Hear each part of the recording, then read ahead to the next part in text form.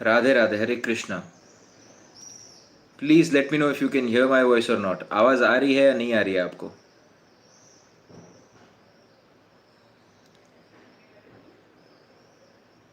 You can hear my voice now?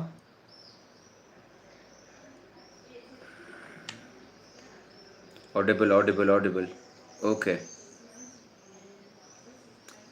क्या पता मेरे फ़ोन के साथ कुछ प्रॉब्लम है, इंटरनेट के साथ प्रॉब्लम है, या क्या है।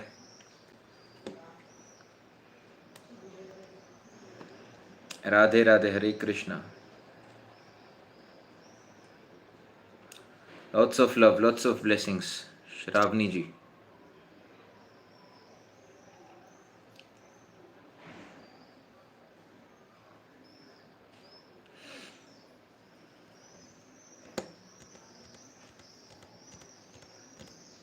Okay, beautiful. Never mind. अभी तो सारा कुछ क्लियर है, तो अभी हम लोग बात कर सकते हैं, right?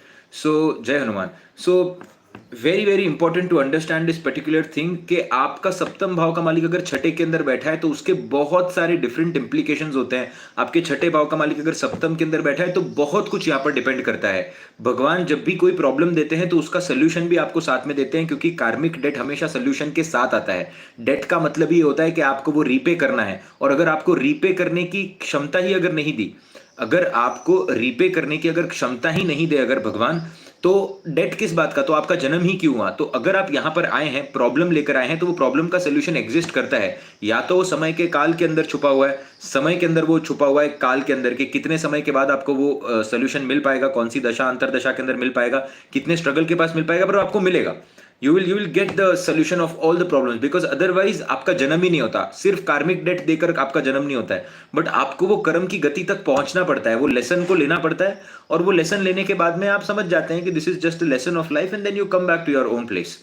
Very important to understand this particular point. जब भी आप कोई भी एस्ट्रोलॉजी की स्टडी कर रहे हो, ये चीज आपको समझ में आना चाहिए कि सेवंथ लॉर्ड अगर इधर बैठा हुआ है तो मैं इतना डर ना जाऊं इसको लेकर के, कि कुछ बहुत खराब हो जाएगा, ये हो जाएगा, वो हो जाएगा। कुछ नहीं होता है। It is a part of karmic debt. Pray to God and live with it and go through it and focus on your goals which you really want to do, because बहुत कुछ खूबसूरत भी है यहाँ पर करने के लिए। और जो भी छोटी छोटी चीजें हम रेगुलर बेसिस पर करते हैं, छोटे दान पुण्य धर्म जो होता है ना, अगर आप उसको हैबिट के अंदर बना लो तो वो लॉन्ग टर्म के अंदर, वो कंपाउंडिंग एफर्ट के अंदर बहुत बढ़िया गेन आपको दिलाते हैं, है ना। One of my favourite authors, मैं आपको इनका नाम, नवल रविकांत। आप इनकी बुक्स पढ़ने की कोशिश करिए। ही हैज मेनी बुक्स, काफी सारी बुक्स हैं उनकी, और उनके काफी सारे आर्टिकल्स भी हैं। आप उनको ट्विटर पे भी फॉलो कर सकते हैं। I don't know if is there on Instagram और नॉट।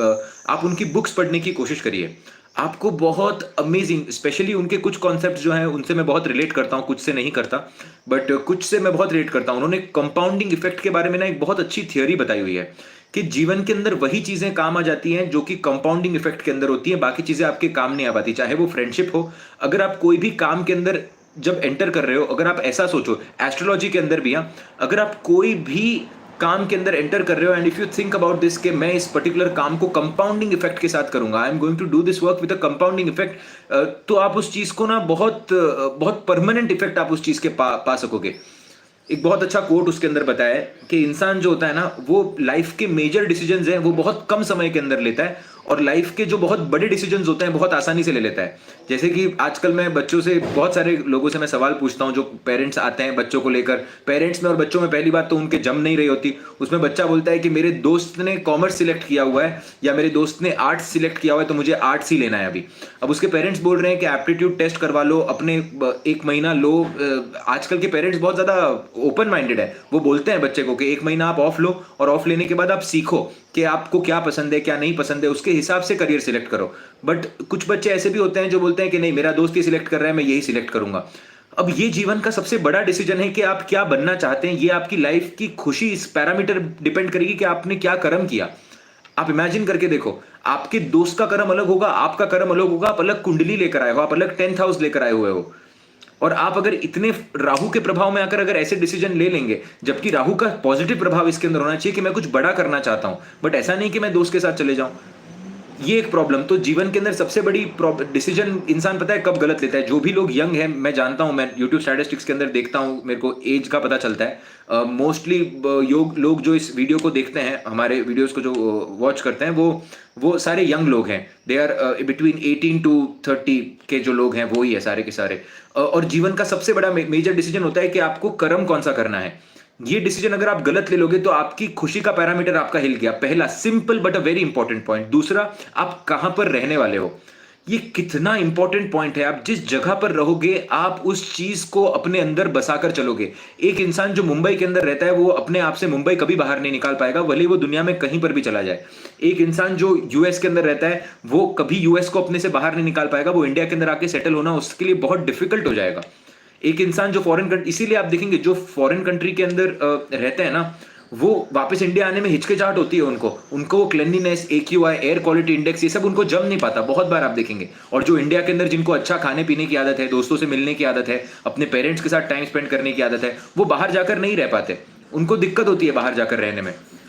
तो आज आप जो डिसाइड करेंगे ना कि मुझे कौन से सिटी के अंदर जाकर रहना है, मुझे कहां पर रहना है, उसकी सोशो इकोनॉमिक स्टेटस क्या है उस पर्टिकुलर सिटी का, वहां पर मेरे कितने लोग रहते हैं, वहां के लोग कैसे हैं, वहां पर कौन से बिजनेसेस रन करते हैं। जैसे पुणे को कहा जाता है ऑक्सफोर्ड ऑफ द ईस्ट।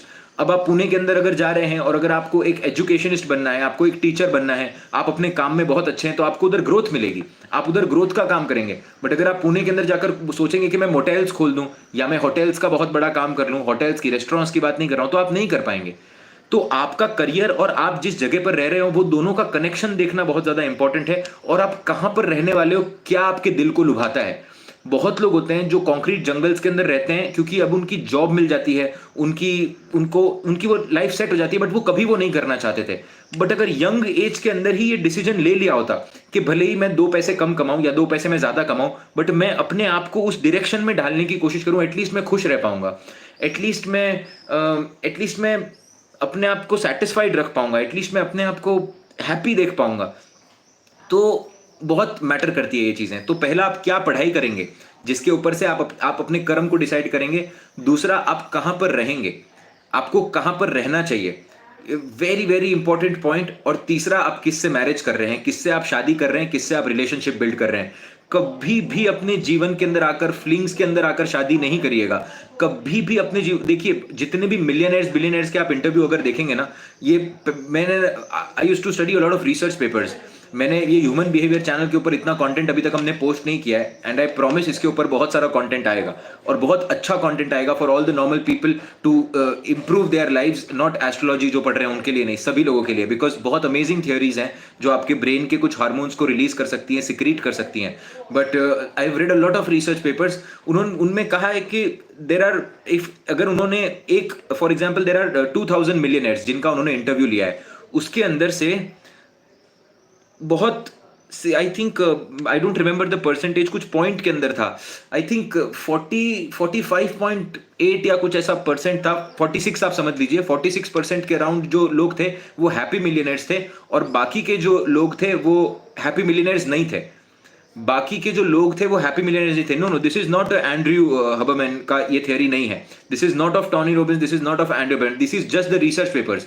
ये मैं आपके साथ डायरेक्टली रिसर्च पेपर का कंटेंट शेयर कर रहा हूं। I am not sharing the content which is told by other person. You can try to understand this research paper by searching yourself as well. Coming back to the point, जो लोग खुश थे, जो लोग self satisfied थे, या लोग जो पैसे का भोग उठा पाए, या जो नशों के अंदर नहीं गए, या जिन्होंने खराब तरीके से कोई भी काम नहीं किया, वो, उनकी मैरिड लाइफ बहुत हैप्पी थी। उनकी जितनों की भी मैरिड लाइफ जो थी ना वो बहुत ज्यादा हैप्पी थी। और जितने भी लोग थे जो बहुत पैसा कमा गए, हो सकता है कि उनके पास ए ग्रुप से ज्यादा पैसा हो, बट वो लोग खुश नहीं थे क्योंकि उनकी मैरिड लाइफ अच्छी नहीं थी, उन्होंने पार्टनर सही चूज नहीं किया। अब आप देखने की कोशिश ये करिए, पार्टनर तो अभी हमारे जो कहता है एस्ट्रोलॉजी के, पार्टनर तो आप चूज कर नहीं सकते। आप किसी के दिमाग में सवाल आएगा कि पार्टनर तो आप चूज कर नहीं सकते, you can not choose the partner, it is predestined. But अब पार्टनर अगर मिल चुका है तो उसको क्या रूल्स एंड रेगुलेशंस के अंदर रखना है, कौन से रूल्स एंड रेगुलेशंस को फॉलो करना है शादी के अंदर, ताकि वो अच्छे तरीके से चल पाए। Very very very important to understand this point. बहुत इंपॉर्टेंट है इस पर्टिकुलर पॉइंट को समझना। Always always try to understand these three things. और रिलेशनशिप के अंदर लोग ऐसे एंटर कर जाते हैं जैसे कि हलवा है। मैं आजकल देखता हूं टिंडर के अंदर आ गया, आपने राइट स्वाइप कर लिया, आप रिलेशनशिप के अंदर आ गए। You don't know anything about that person. That person can make और break your life. Believe me when I say this. आप कितना ही मजाक उड़ा लें, आप कितनी भी इधर उधर की बेफिजूल की, कोई भी जो इंसान बेफिजूल की बातें कर रहा है, मैं उनके लिए कह रहा हूं कि जो भी लोग, आप इधर उधर की कितनी ही बातें कर लें, मैं आपको प्रैक्टिकल बेसिस पर बताने की कोशिश कर रहा हूं। जब कंसल्टेशन आती है इंसान रो देते हैं। मैं आपको जेन्युइनली कह रहा हूं, person starts crying because of the relationship. The biggest problem which person has is of a relationship. एक बार पैसा ऊपर नीचे दिख, मैं ऐसा नहीं बोल रहा हूं पैसा उतना ही जरूरी है, पैसा रिलेशनशिप से कनेक्टेड है, बट रिलेशनशिप सही होना बहुत बहुत बहुत इंपॉर्टेंट है। That right swipe is also a past of the part Karma. अगर इतनी छोटी सोच रखेंगे तो जीवन में आगे नहीं बढ़ पाएंगे कभी भी।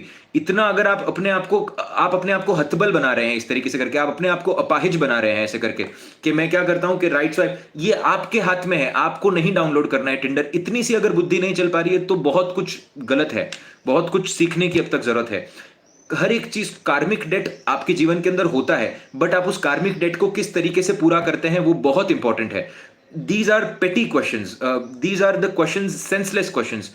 Try to understand. आप राइट, हर एक चीज को आप ऐसे ही बोलेंगे कि मैं एक्सरसाइज नहीं कर रहा हूं तो ये प्रॉब्लम क्या है, ये मेरी प्रॉब्लम है, क्योंकि मैं एक्सरसाइज नहीं कर रहा हूं तो मेरे ग्रह मुझे अलाउ नहीं कर रहे। Don't try to blame anything and everything on the planets.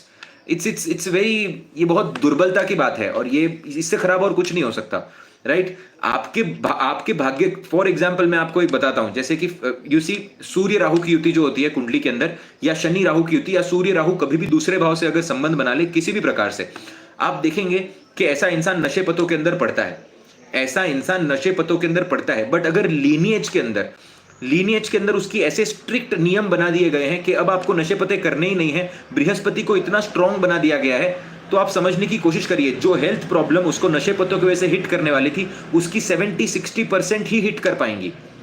उसकी सिर्फ और सिर्फ 60% ही हिट कर पाएंगी, बाकी हिट नहीं कर पाएंगी। वो प्रारब्ध के अंदर चेंज ला पाया उस तरीके से। तो राइट स्वाइप करना है, लेफ्ट स्वाइप करना है, अगर ये कर्म का हिस्सा हो गया, अगर आप इतनी छोटी सोच के अंदर आ गए तो दिक्कत है फिर बहुत बड़ी। इसको चेंज करना बड़ा जरूरी है। और जिसने, मैंने नाम भी नहीं देखा कि किसने क्वेश्चन पूछा था, बट तो बुरा नहीं मानिएगा आप कि मेरे बोलने का तरीका हो सकता है कि थोड़ा स्ट्रेट फॉरवर्ड हो, बट मैं बहुत रिस्पेक्टफुली ये बोलने की कोशिश कर रहा हूँ, क्योंकि ये दिक्कत क्रिएट करेगा अगर इतनी छोटे लेवल पर अगर आप कार्मिक डेट को अगर देखने लग गए तो। So it's very very important to understand these particular points, and this is how you should perceive astrology as well. Okay, any which ways, I think we should just take a topic and then discuss the topic. So we'll take a topic, sixth from any planet. Okay, so आप देखिए कि कोई भी जो ग्रह जिस भी position के अंदर जाकर बैठा है, उससे छठे भाव के अंदर बताता है कि कौन सा पर्टिकुलर प्लैनेट उसके छठे भाव के अंदर जाकर बैठा है जो उस पर्टिकुलर प्लैनेट के लिए प्रॉब्लम क्रिएट करेगा। फॉर एग्जाम्पल, लगन के लिए कौन प्रॉब्लम क्रिएट करता है? आपका छठा भाव क्रिएट करता है। छठा भाव रोग, ऋण और शत्रु। किससे रिलेटेड है रोग, ऋण, शत्रु? आपके शरीर से रिलेटेड है। रोग, ऋण और शत्रु जो है वो किससे रिलेटेड है? वो आपके शरीर से रिलेटेड है, वो आपके लगन से रिलेटेड है, right? So very important to understand कि किसी भी भाव से जो छठा भाव होगा वो उसके रोग, ऋण और शत्रु को बताने की कोशिश करेगा।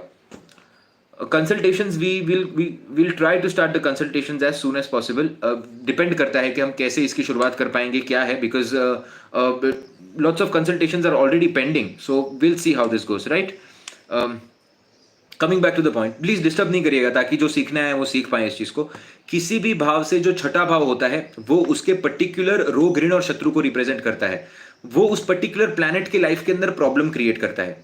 हमेशा आप इस बात का ख्याल रखेंगे। दूसरे भाव का और सप्तम भाव का अपने आप में रिलेशनशिप इसीलिए खराब है।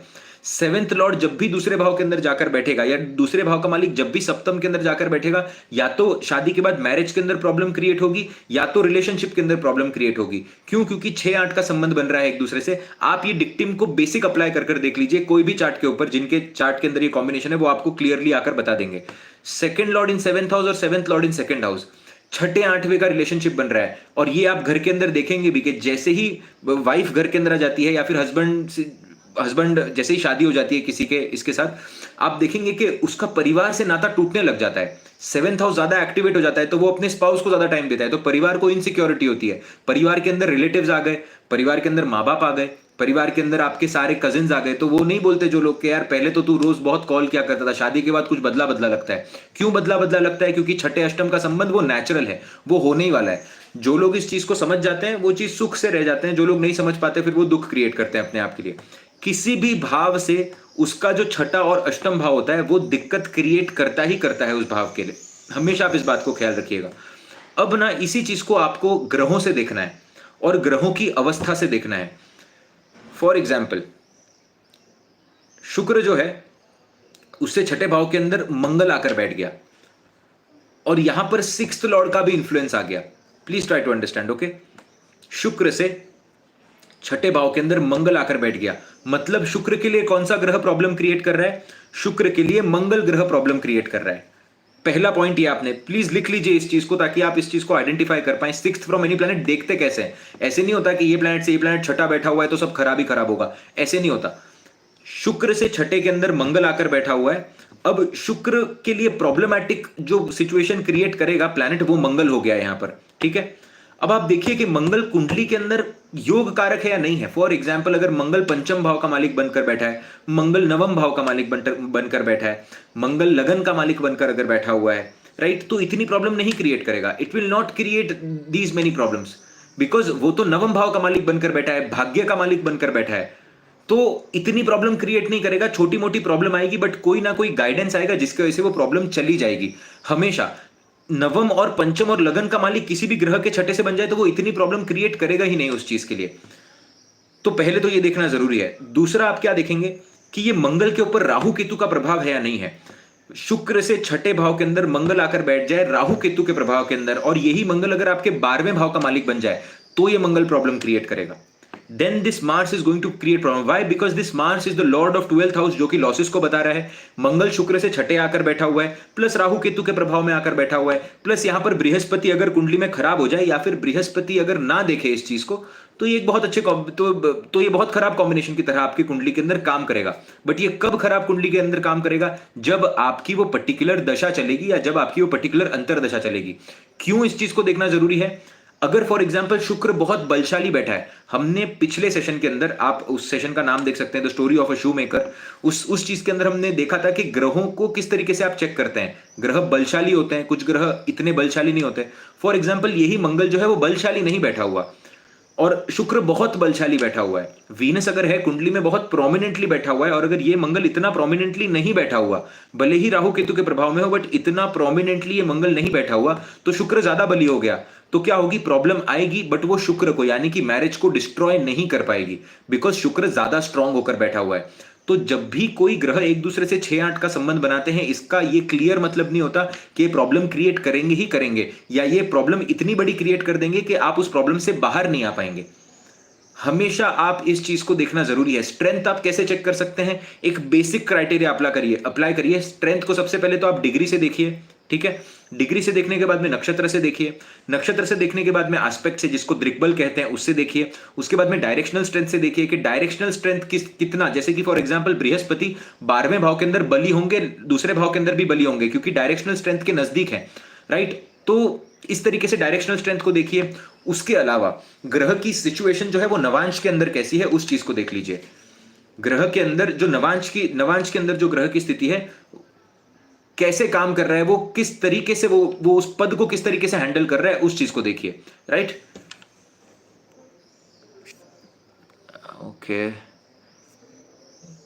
Okay so very important to understand. इस तरीके से आप बल को चेक करिए। बल को चेक करने के बाद देखिए कि क्या उससे जो छठे के अंदर प्लैनेट बैठा हुआ है, क्या वो दिक्कत क्रिएट कर रहा है, नहीं कर रहा है।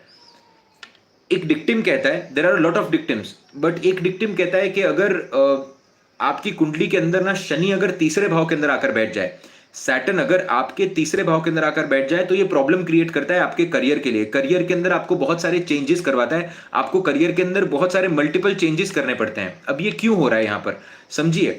आपके किस तरीके से चेक करना है वो मैं आपको बता रहा हूं। तीसरे भाव के अंदर शनिदेव आकर बैठ गए, तीसरे से अगर आप 8 पोजिशन अवे जाएंगे, if you go 8 position away, 10th house आता है उसके यहां पर, तो वो दशम भाव के ऊपर अपने आप इंपैक्ट क्रिएट करेगा, क्योंकि वो शनि से अष्टम के अंदर वो भाव आकर बैठा हुआ है, तो वो 6-8 का रिलेशनशिप क्रिएट कर रहा है। इसीलिए जब भी 10th लॉर्ड 3rd के अंदर जाकर बैठता है ना, तो इंसान को या तो अपने मन की सुननी पड़ती है, या तो कंटिन्यूसली घूमना पड़ता है, या तो कंटिन्यूसली उस इंसान को घूमना पड़ता है काम के लिए, या तो तीसरे भाव को अपना लो, या तो फिर भुगतो जो 10th हाउस के अंदर लिखा हुआ है। तो हमेशा इस पॉइंट को समझना इंपॉर्टेंट है आपके लिए।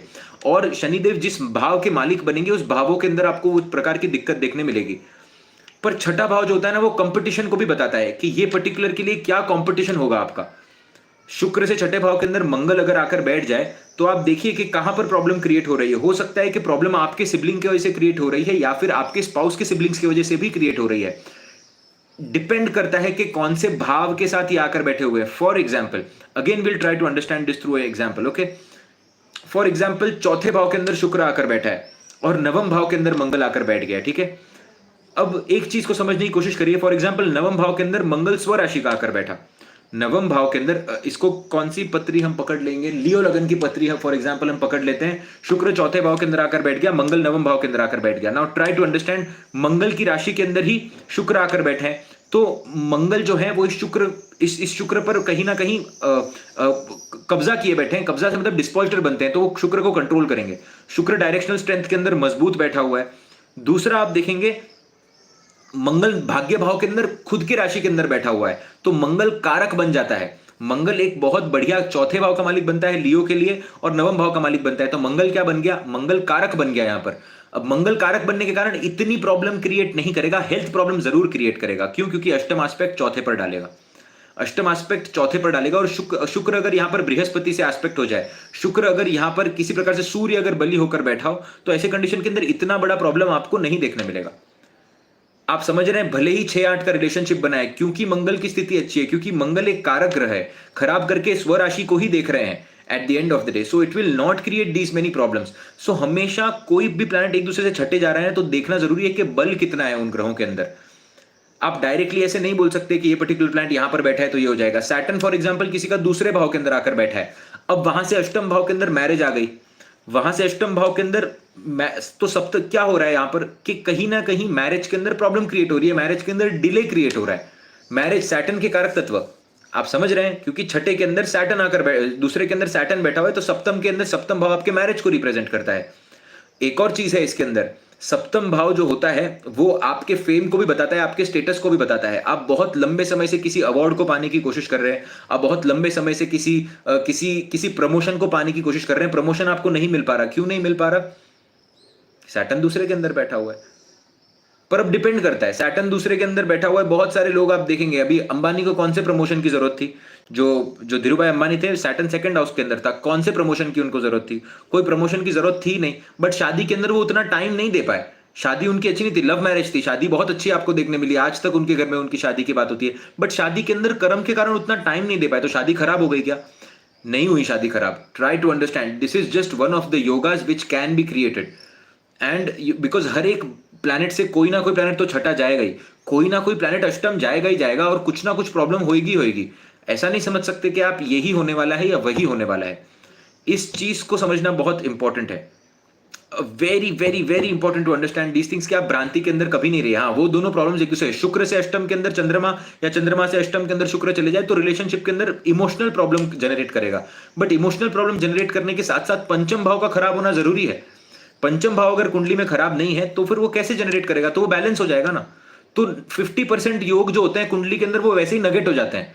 50% जो योग होते हैं ना कुंडली के अंदर, वो वैसे ही रफा दफा हो जाते हैं कुछ और कॉम्बिनेशन की वजह से। आप हमेशा देखिए, नहीं तो जी नहीं पाए इंसान। बट प्रॉब्लम क्या हो जाती है, छठे के अंदर ये आकर बैठा हुआ है, अब आपको ये हवन करवाना है, अब आपके साथ ये हो जाएगा, अब आपके साथ वो हो जाएगा, अब आप समय के चक्र में फंस चुके हैं, ये हो गया वो हो गया, ऐसी सब बातें होती हैं उसके बाद में, विच इज नॉट गुड। फिर ये दिक्कत क्रिएट करती हैं, ये बातें दिक्कत क्रिएट करती हैं मोटा मोटा, बाकी कुछ और दिक्कत नहीं क्रिएट करता। Right? Very important to understand कि कोई भी चीज को अगर आप एक पैटर्न के अंदर लेकर आ जाओ और उसको पैटर्न के हिसाब से करने की कोशिश करो, तो चीजें बहुत हद तक बेहतर होती हैं। छठे भाव के आपके नेचुरल जो मालिक बनते हैं, वो आपके बुध देवता बन जाते हैं। बुध देवता को रेगुलर बेसिस पर डेवलप किया जा सकता है। जब आप अफर्मेशंस लिखना शुरू करते हो, I am healthy, I am healthy, I am healthy, I am healthy, I am happy, I am happy, I am happy, आपका ब्रेन जो होता है ना, वो सिक्रीट करने लग जाता है हार्मोन्स। ह्यूमन माइंड के अंदर और ह्यूमन बॉडी के अंदर एक इतनी अमेजिंग कैपेसिटी है कि हम चीजों के ना होते हुए भी हम चीजों को एक्सपीरियंस कर सकते हैं। आप एक मूवी देखकर उतना ही खुश हो सकते हैं अगर मूवी में किसी एक्टर ने घर बाय कर लिया, और अगर वो आपके सपनों का घर है तो आप उसके अंदर खो सकते हैं और आप देख सकते हैं ये राहु का प्रभाव है, ये राहु देवता की कृपा है हम पर, कि और ये केतु देवता की भी कृपा है जो आपको रियलिटी से डिटैच करेगा, और राहु देवता जो है वो आपको अपने सपने से अटैच करेंगे। बट आपके ऊपर डिपेंड करता है कि आप वो सपने को अच्छा बनाना चाहते हैं या वो सपने को आप बुरा बनाना चाहते हैं। सब कुछ आप गीता के अंदर जिस तरीके से लिखा हुआ है सब कुछ आपके पर्सपेक्टिव के अंदर है, बाकी तो निर्धारित चीजें हैं, आप सुख नहीं लेना, लेना आपके हाथ के अंदर है। वो कितनी अमेजिंग वो गाथा के अंदर ये श्लोक के बारे में किसी ने रील भी बनाई थी, बहुत अमेजिंग थी ये। जो मैं कुछ सब्सक्राइबर से काफी ज्यादा कनेक्टेड हूं, हमारे कुछ लोग हैं जो बहुत लॉयल तरीके से, बहुत डे वन से मैं जानता हूं उन लोगों को। 500 सब्सक्राइबर थे और आज हम 90,000 पर हैं, और वही लोग जो हैं कुछ ऐसे 50-60 लोग हैं जिनसे मैं कनेक्टेड हूं जो वो समय से हैं मेरे साथ। तो उनके वो कुछ कंटेंट भेजते रहते हैं, बोलते हैं कि ये कंटेंट के बारे में स्टडी करना चाहिए, वो तो बहुत अच्छा लगता है। कई बार तो किसी एक ने ही भेजा उनमें से मुझे कि you see that I think 33 number का श्लोक है गीता का, वो अर्जुन को बोल रहे हैं कि आप शस्त्र उठाइए, और शस्त्र उठाने के बाद में आपको वध करना है यहाँ पर। तो अर्जुन कहते हैं कि मैं युद्ध नहीं करना चाहता, मैं वध नहीं करना चाहता किसी का, ये मुझे नहीं करना है। तो कृष्ण भगवान उनको पूरे वैष्णव स्वरूप में आकर कहते हैं उनसे कि इनका वध ऑलरेडी हो चुका है, तुम विजयी ऑलरेडी हो चुके हो, ऑलरेडी तुम ये युद्ध तुम जीत चुके हो, बस तुम्हारा कर्म करना बचा है, क्योंकि ये तुम निर्धारित नहीं कर रहे हो। जब आप अपने माइंड के अंदर ये डिसाइड कर लेते हैं कि मेरे लिए ग्रेटनेस लिखी हुई है, तब आपके रेटिक्यूल्स जो होते हैं वो अपने आप हार्मोन्स को रिलीज करते हैं और अपने आप आपकी चीजें बनती जाती हैं। पर उसको पैटर्न के अंदर लाना बहुत जरूरी है। तो बाहर क्या हो रहा है वो तो चल रहा है बाहर, बट आपके अंदर क्या हो रहा है ना, वो बाहर की बहुत सारी चीजें को निर्धारित कर लेगा। It will create a lot of difference in your life, क्योंकि बहुत इंपॉर्टेंट है इन चीजों को समझना। आई डोंट नो मैं कैसे बता पाऊंगा। अफर्मेशंस बहुत बहुत मदद करता है। ये सारी बेफिजूल की बात ये है कि बृहस्पति के बिना काम करते हैं नहीं करते हैं, अफर्मेशंस लिखने हैं ये सब।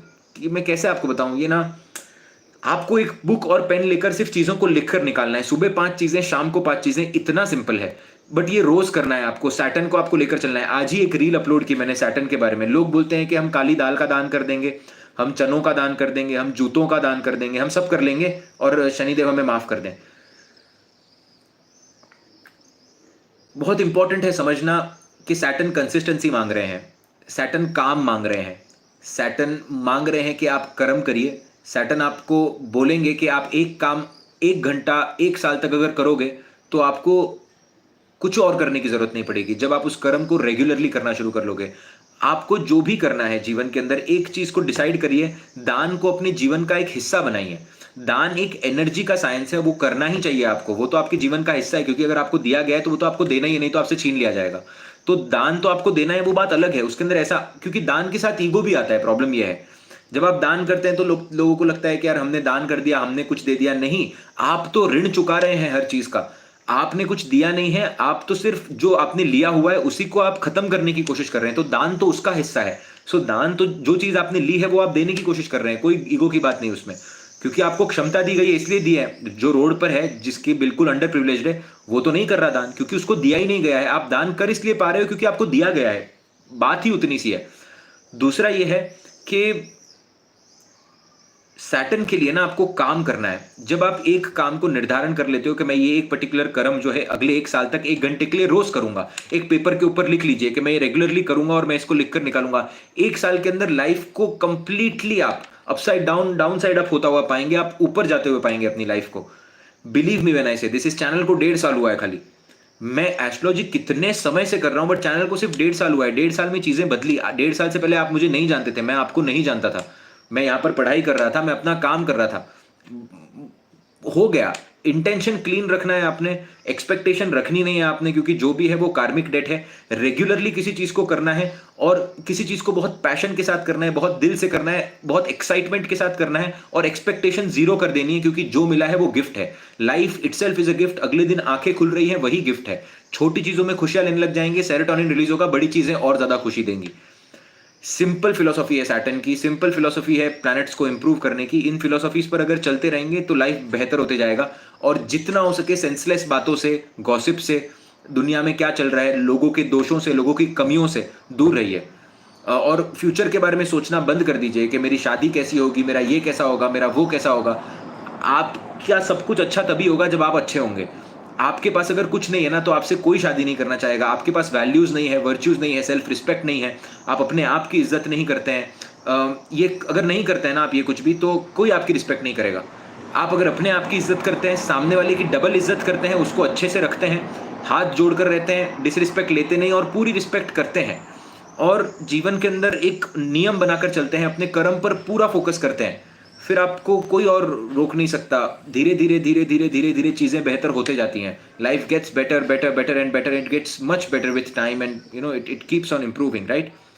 सो आई होप आपको समझ आया हो कि मैं क्या कहने की कोशिश कर रहा हूँ। And lots of love and lots of blessings to each and every one. I think so कल tomorrow I won't be able to come live, but अगर मैं लाइव नहीं आया, I ask my sister for the sadhana. अगर वो live आ पाएँ तो आप साधना उनके साथ करिएगा। And please be respectful, and please be, देखिए 99.99% लोग रिस्पेक्टफुल हैं। वो 0.1% कुछ लोग हैं जो क्या पता उनको कोई स्पॉन्सर कर रहा है या क्या कर रहा है, I just don't know what is happening. But there are some people, there are very very few people who are disrespectful, and I put a lot of hard work and put a lot of heart into this. मैं बहुत दिल से काम करता हूँ। तो जब भी आपको ऐसा कोई दिखे तो या तो उसको निकालिए, क्योंकि मैं चैनल का अप्रोच तो सबको नहीं दे सकता, but I just want that there should be most सब पॉजिटिव लोग होने चाहिए यहाँ पर, कोई भी नेगेटिव लोग हमें नहीं चाहिए। स्पेशली अगर मैं किसी फैमिली मेम्बर को इन्वॉल्व कर रहा हूँ इसके अंदर, just because I want people to go for sadhana and keep going with this. So just be respectful, मैं इतना कहूँगा। I don't expect anything out of this. The only thing which matters is respect, because बस वही एक चीज़ है, क्योंकि किसी का खराब करते नहीं तो खराब की उम्मीद नहीं करते एटलीस्ट। सो बाकी तो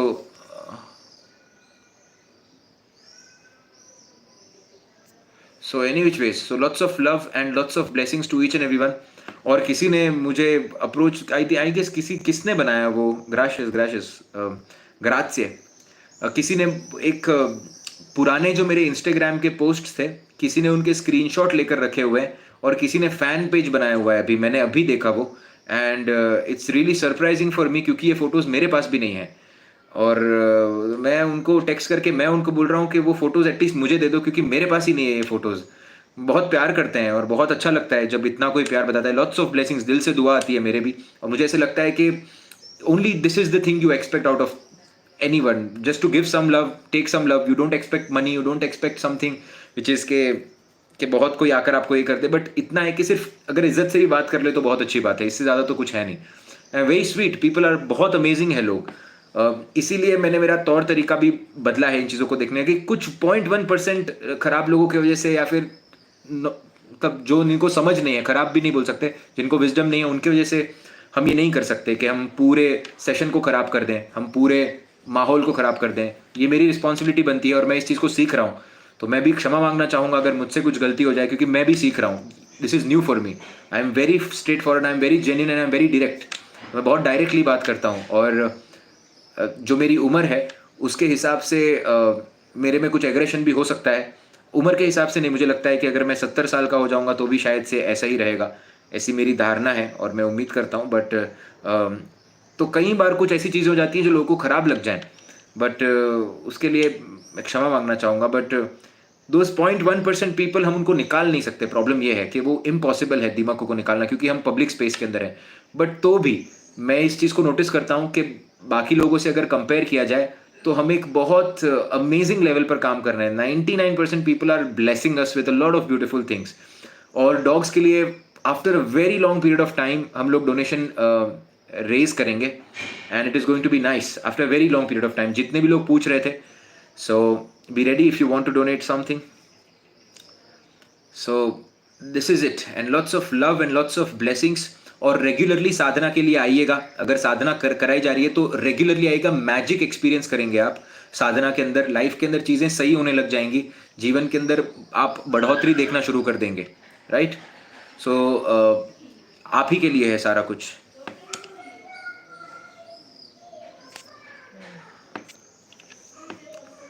So any which ways, lots of love and lots of blessings to each and everyone. And Radhe Radhe, Hare Hare Krishna, and Jai Jinendra. So I hope to see you guys soon. And from tomorrow onwards, my sister is going to take the live. कुछ दिनों के लिए मैं नहीं हूँ, but I would love to see you guys again. और जिसने भी ये फैन पेज बनाया है इसके लिए बहुत मेहनत लगती है। मैं खुद अपने पोस्ट नहीं करता, कभी कभी मुझे ऐसे लगता है कि और एक नहीं 3-4 मैंने देखे, कुछ तो मुझे पसंद नहीं आया क्योंकि वो अलग अलग चीज़ें ही तो वो, but some people have done it, so I am very grateful for all these things. But ऐसा कुछ पोस्ट नहीं करिएगा जो मुझे पसंद नहीं आता, क्योंकि मैं नहीं जानता कि आप हैं कौन। So I don't know who you are, and I just know that it is a women because उन्होंने लिखा है शी करके, but I don't know any which way. So I don't know how to handle these things, but lots of love and lots of blessings to each and everyone. So Radhe Radhe, Hare Hare Krishna, and Jai Jinendra.